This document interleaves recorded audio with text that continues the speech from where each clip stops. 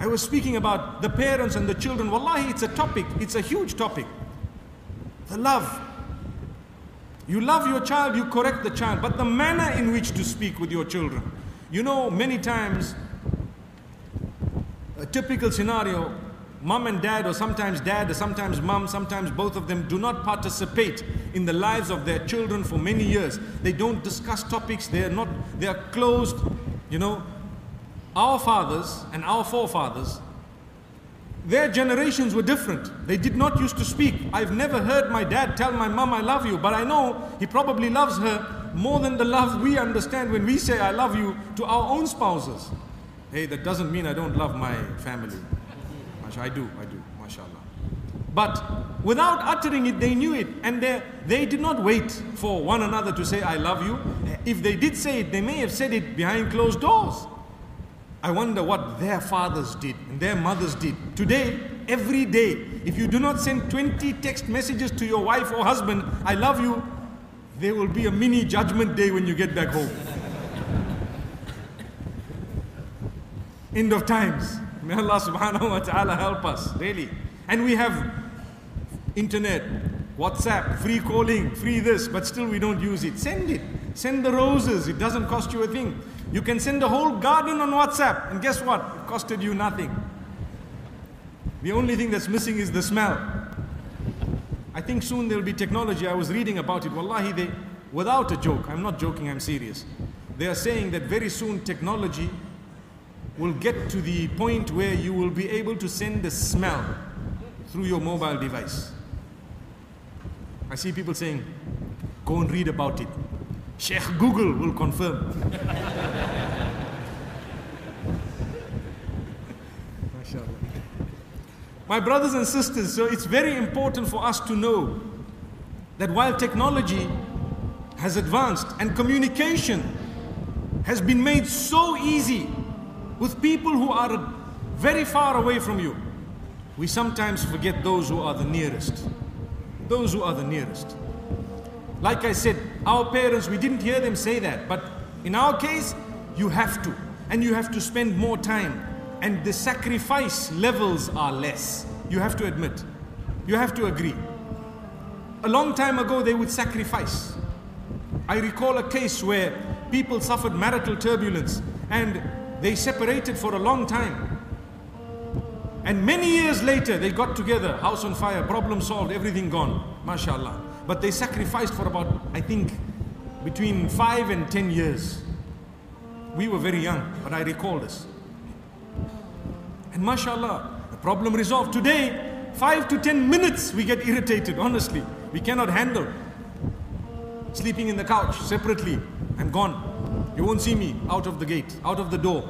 We're out. May Allah forgive us, really.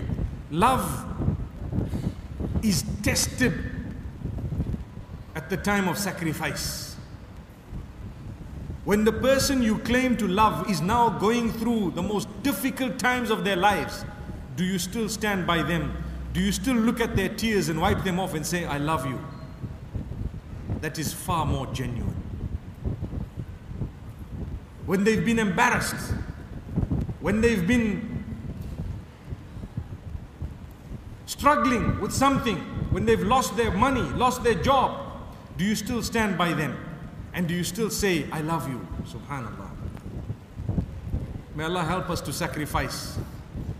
Sacrifice for our own children. Like I say, I was giving you the example of how people don't play a role in the lives of their children, and then at the age of 18, your son comes and says, you know, I want to marry this person. You say, no way, not over my dead body.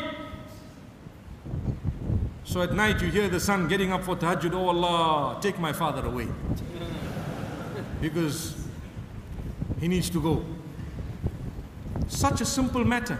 If you were really interested and played a role from the very beginning, you would have guided your child as to what to do and what not to do. And your child would have come to you not when it's too late. Your daughter comes to you and says, you know what? Astaghfirullah, may Allah forgive us. And may Allah subhanahu wa ta'ala not do that to us. But an example that needs to be given is an unwanted pregnancy.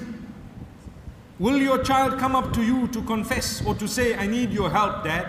I need your help, Mom. If that's the case, there is love between you. You need to get up and help them.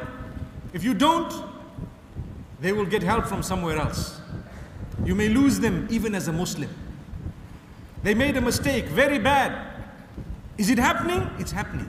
In our communities? Yes, in our communities. How are they dealing with it? Well, go and find out. If that happens in your case, may Allah never make it happen to us. But if it does, and it may, and it can, you need to know how to deal with it.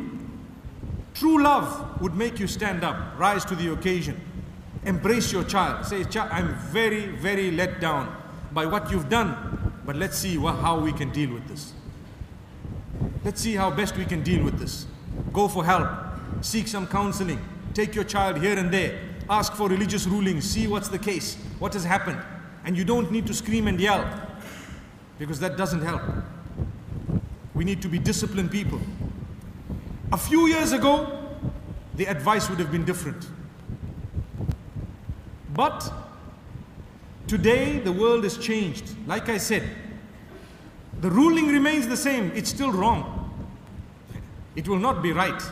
But how to deal with the wrong in a way that it is not repeated, in a way that we do not lose the person as a Muslim. People have left Islam because their parents have not dealt with them in a correct way when they made mistakes. And here come the church, and it provided shelter and help. Come, we'll give you help. So the people converted. Wallahi, I know of cases. Why should that be the case? When we have a perfect deen, the problem with us, sometimes we have contaminated it with cultural norms that happen to be far from the deen. And we've always said culture comes with a lot of goodness. But where it makes life difficult for people and where it contradicts Islam and what Allah has revealed, then we will say that culture is not good.